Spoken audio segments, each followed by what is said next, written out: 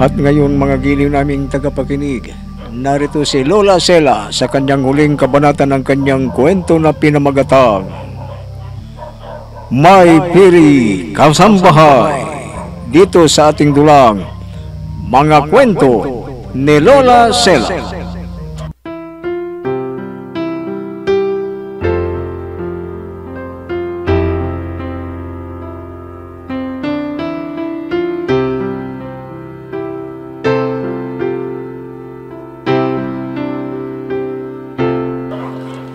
Nasaksihan ni Lisa ang mga tao sa bahay na yun. Pati si Preston ay may pagkasuti.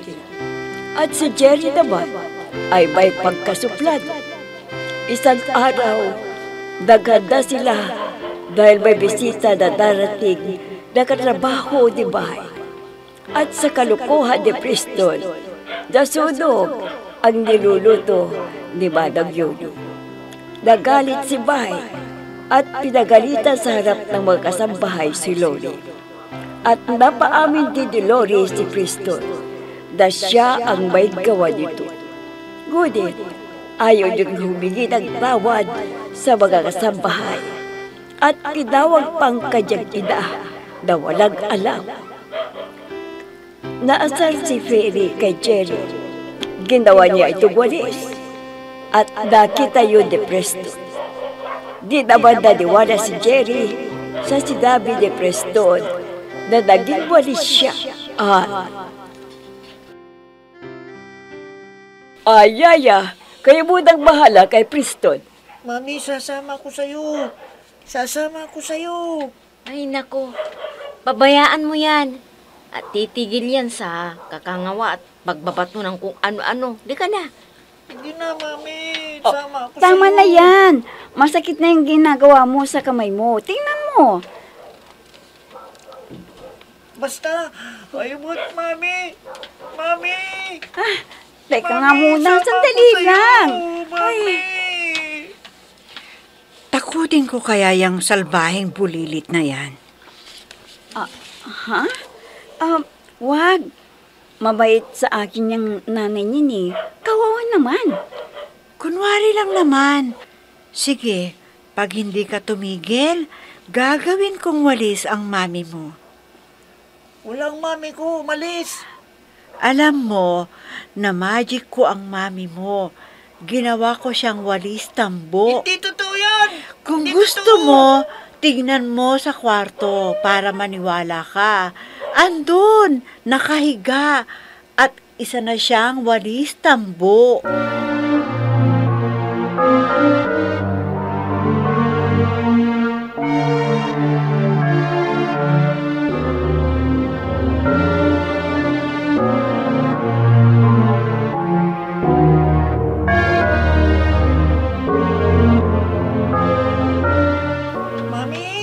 Mami, titingnan ko nga doon sa kwarto kung totoong sinabi ni Lisa.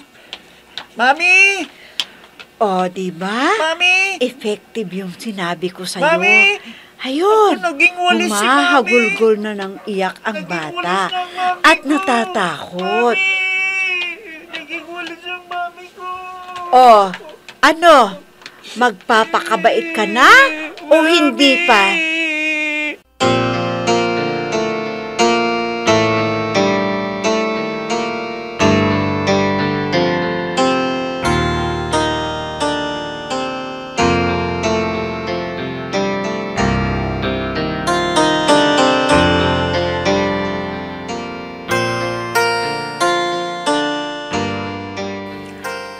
Oo, dito. Dito ang sinabi ng nagsuot sa akin na makikita ko ang aking anak. Dito. Oo. Dito sa lugar na ito. Dito daw siya maghihintay. Ayun siya.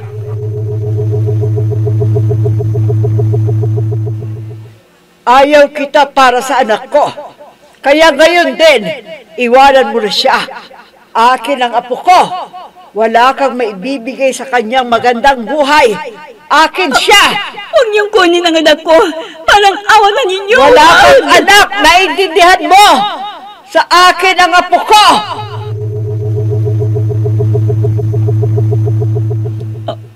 Di ko kayang tignan ng aking anak. Di ko kaya.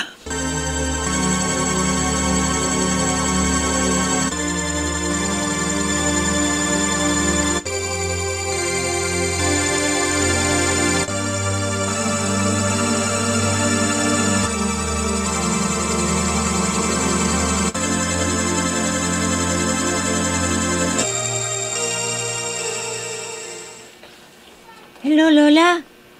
Andito na po ako sa meeting place na sinabi nyo. Pero wala po siya dito eh.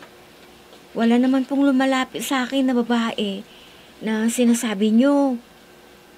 Opo. Opo, Lola. Okay po. Sige po. Bye. Ay, nako. Wala namang babae dito ah. Saan na kaya yun? Saan na siya?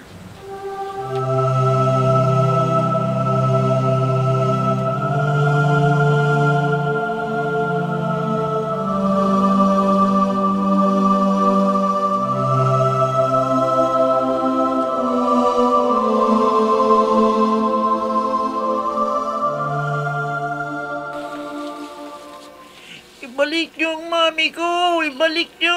O, saan ang mami ko? Nasaan na siya? Babalik din siya. Huwag kang mag-alala. Babalik yan sa dati. Ano bang nangyayari dito? Dang ingay-ingay ninyo. Nasaan ka na niya? Si mami, naging walis. Sir, kasi umalis siya sandali. Piston, huwag ka nang umiyak. Alam mo, bagay nga yan sa nanay mo eh. Yung naging walis siya. Halika na dito.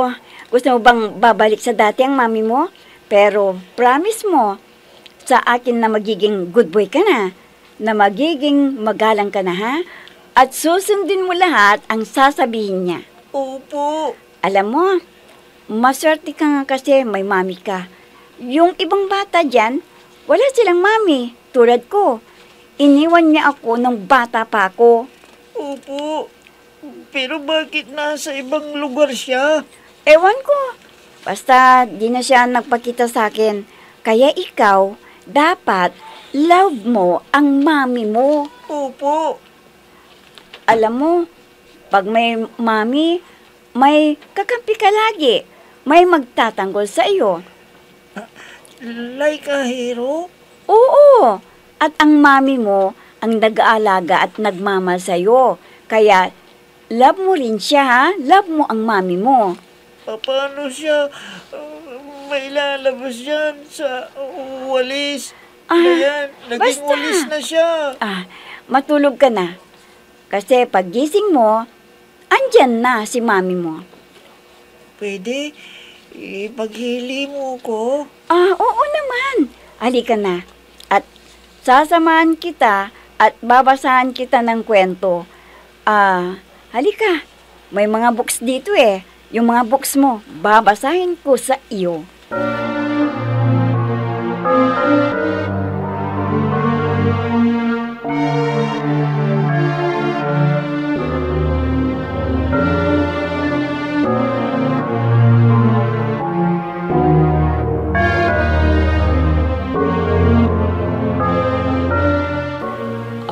Nakatulog na pala si Preston. Oo, nakatulog na siya. Okay na lang. Okay na lang kayo. At medyo namumutla po kayo eh. At isa pa, namamaga kasi yung mata nyo. Okay lang ako. Okay lang ako.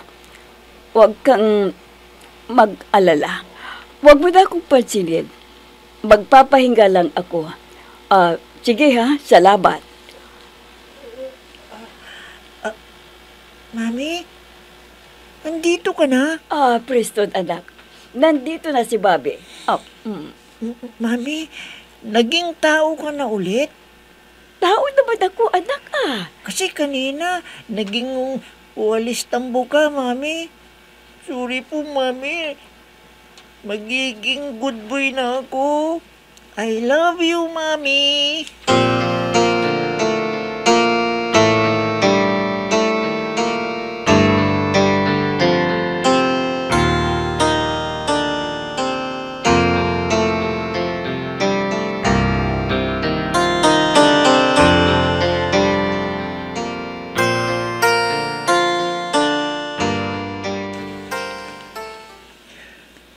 Sino ang kumuha ng pera sa drawer ko? Kinuha mo ba, Lori? Wala akong kinukuha sa drawer mo. Sino ang kumuha? Nag-iwan ako ng 50,000 dito. Nawawala yung perang nilagay ko dito. Kung di ikaw ang kumuha, sino? Dad, bakit po? Anong nangyayari dito? Kinuha mo ba ang pera ko dito? Dad, wala pa akong kinukuha ang pera dyan. Hindi pa po ako pumapasok sa silid ninyo eh. Sino ba ang huling naglinis ng silid ko? Ako po sa nung Webes, pero wala po akong kinukuha. Sige. Lahat ng gamit nyo, ipakita nyo. At baka tinatago nyo. Talaga pong di kami kumuha ng pera niyo, sir. Lori, hanapin mo sa kanila yung pera. Tignan mo lahat ng sulok at mga gamit nila.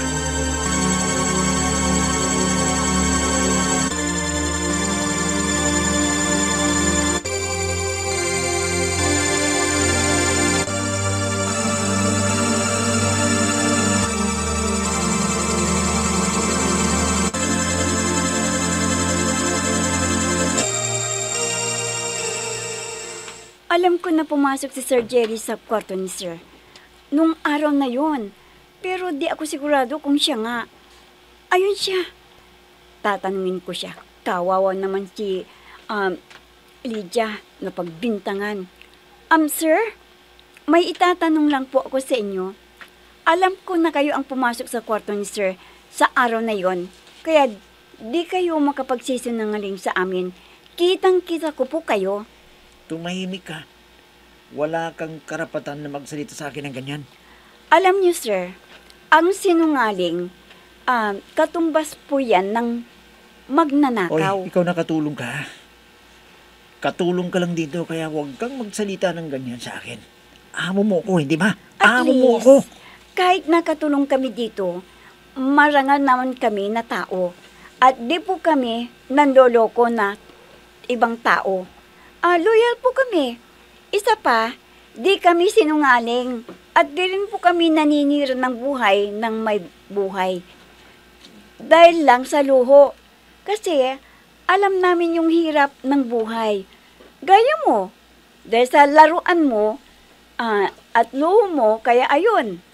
Ikaw kumuha, di ba? Sumusobra ka niya, ha? Ay naku, sir. Kayo po ang sumosobra. Makaalis na nga.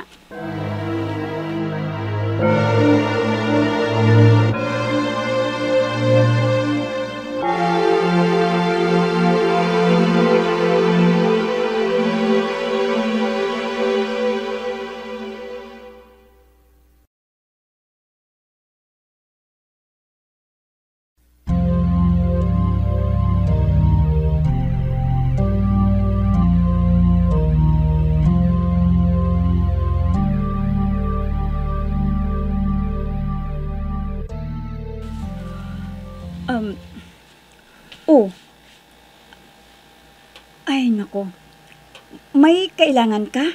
Bakit nandito ka na naman at nagpakita ka naman sa akin? Oo, kasi may importante akong sasabihin sa'yo.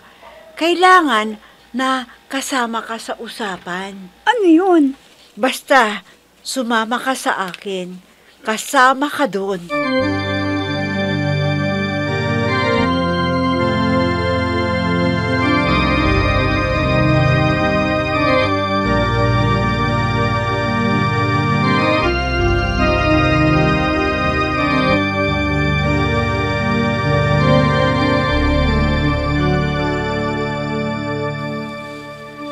Apo, panahon na siguro para malaman mo ang katotohanan.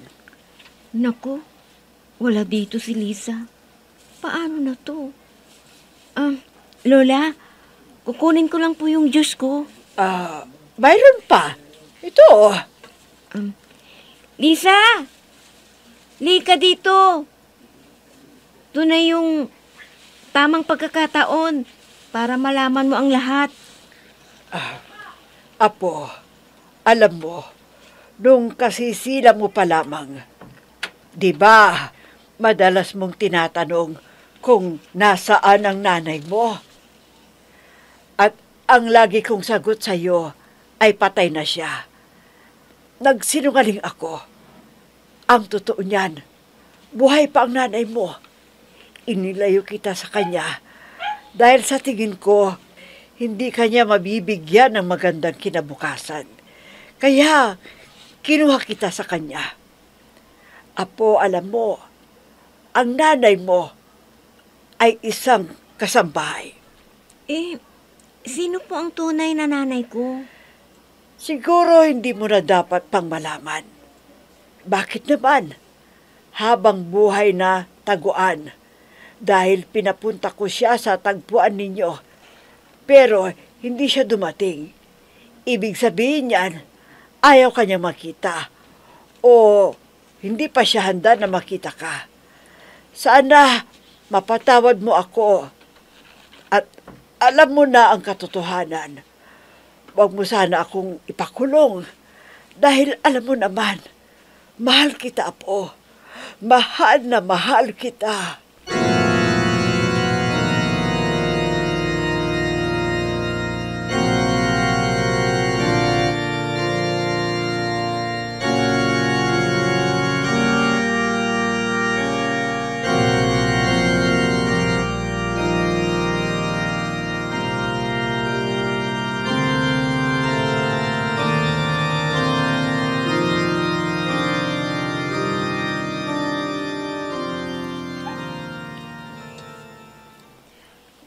Lisa, may sakit ka ba?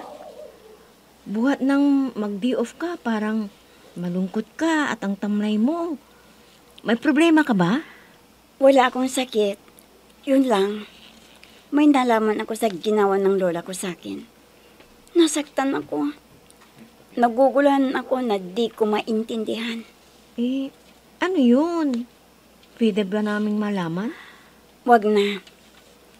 Kung pwede lang, maiyak ako sa nalaman ko.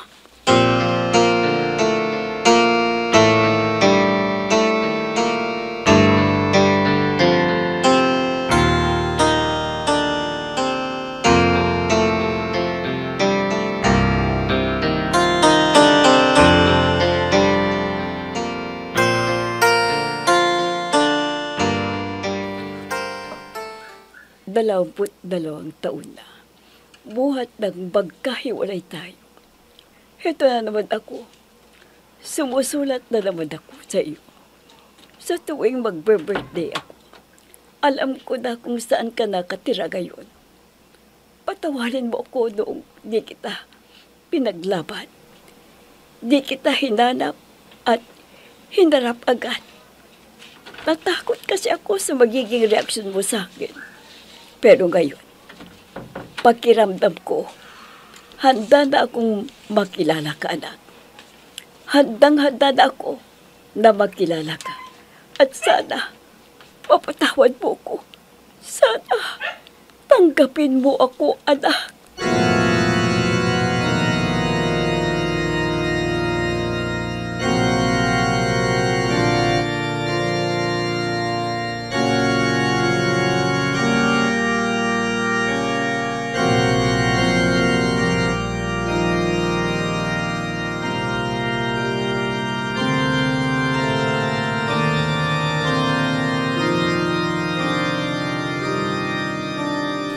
Alam mo, sasabihin ko na ang totoo sa'yo. Ang iyong ina ay si Ma'am Lori. Yun ang totoo. Kaya ang wish ni Ma'am Lori natupad na at ang pangako mo na makita ang iyong ina matutupad na rin. Babalik ka na sa dati. Salamat. Si Ma'am Lori pala ang tunay kong ina. Siya pala. Oo, Lisa. Siya ang tunay mong ina.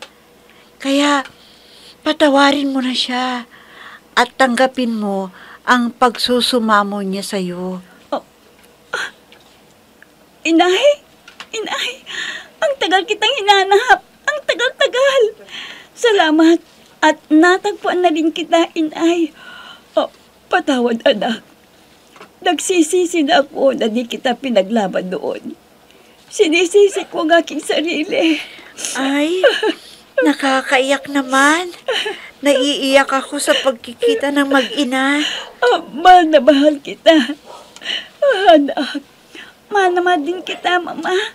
Mahal na mahal kita.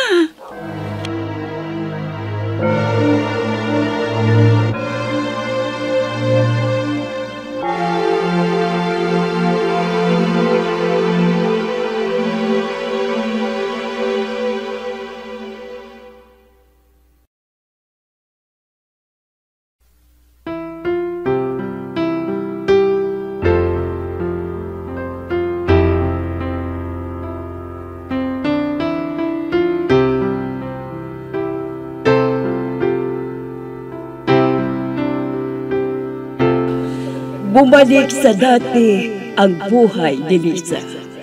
At si Lucre, masaya na umuwi siya sa kanyang pamilya. At ang lola ni Lisa ay masayang-masaya na. Natagpuan na niyang ina ni Lisa na nawalay sa kanya. Ngayon, kompleto na ang buhay ni Lisa sa pamamagitan ng birthday wish ng mga kasambahan. Nakasama doon ng kanyang ina nang matagal na nawalay sa kanya. Mga apo, diyan na nagtatapos ang kwento na ating isinalaysay sa inyo. At abangan ang susunod na kwento na ibabahagi ko sa inyo. At ito ang inyong Lola Sela, pansamantalang nagpapaalam. Salamat.